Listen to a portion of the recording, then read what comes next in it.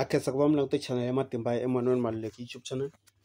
Kombela mi subscribe ku channel leyi kota ku kula ku fana na ti-channel letin'wana. Ku na swin'wanyana hi leswiwani or ku na mhaka yin'wanyana hi leyiwani. Loko mo languta masiku lamawani emasirheni or eswilahlweni or emangcwaveni, vanhu a swa ha talanga ku va vekela timali. A ni ku na leswi swa ku mi kuma ku munhu i kume ntirho, ivi loko a kuma ntirho ivi a tekanyana R20 nyana or R10 or R5 a ku na a vekela esirheni ra kokwani or esirheni ra mhani or esirheni ra papa or esirheni ra xaka ra yena loyi a nga hundza emisaveni.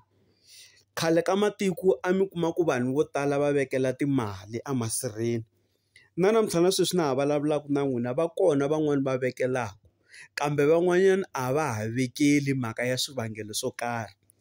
Mi nge ni yi veka so.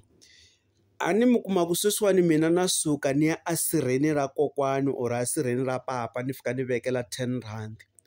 Ivi loko ni vekele R10 laya, ivi wun'wanyana wa xaka ra mina a ku hayi na ya esirheni ra malume or esirheni ra kokwani or esirheni ra papahulu or ra papatsongo or ra kokwani dala or ra mukhegulu, ivi a fika a kuma ku vekiwe R100 laya.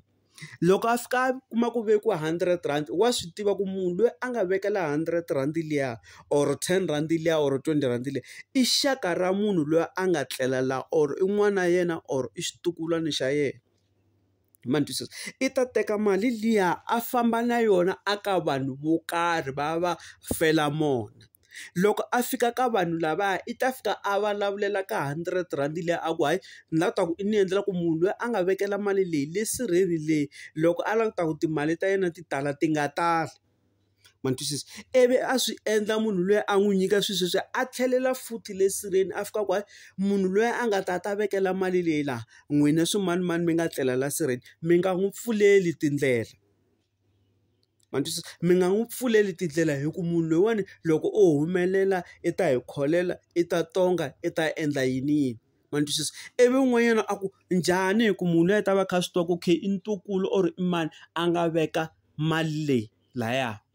Ku na leswiya swa ku va ri yini hi ya vulavulela esirheni hi jinga mihleketo ya vafi.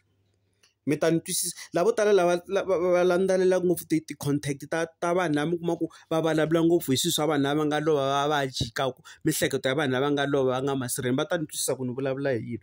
Va ta fika va jinga mihleketo ya vanhu lavaya va nga lova. Loko va jinga mihleketo ya vanhu lava va nga lova, vanhu lava va ta yingisela swilo leswi swi nga vulavula hi munhu loyi wo hetelela loyi a nga ta na mali liya a fika a va hlamusela ku mi nga n'wi pfuleli tindlela munhu loyiwani. Ma ni twisisa? Se vanhu lavaya mi va careful n'wina mi veka ku timali masiku lama tanihileswi ni vulaka ku van'wana a va ha vekeli masiku lama. Van'wanyana that's why mi kuma ku va endla loko va nyikela timali ta vona i nyikela mali hi ku fika a xava xilo xo karhi. A hi nge xikombiso ta fika a xava xisibi, loko ku ri ku na tombstone a xava xisibi xo karhi a fika a tlilina laha sirheni or a xava xithawulana a tlilina hi xona. Loko ku ri yena a ku na tombstone i ta fika a khurhelenyana hi xipedi xintshwa.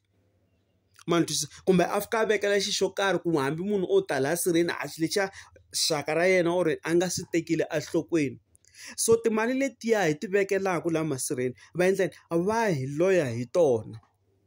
Ma ni twisisa? Va hi loya hi tona va ya jika mihleketo ya vafi. Ku na leswiya swa ku vafi va endliwa yini va cinciwa mihleketo. Mi kuma ku next time wena loko u tshame kha i chela mali laha sirheni ra xaka ra wena swilo swa wena swo nyanya ku va worse. Because of what? Munhu loyi wa xaka i fike a vulavulela. Mi va careful leswo vekela timali emasirheni masiku lama.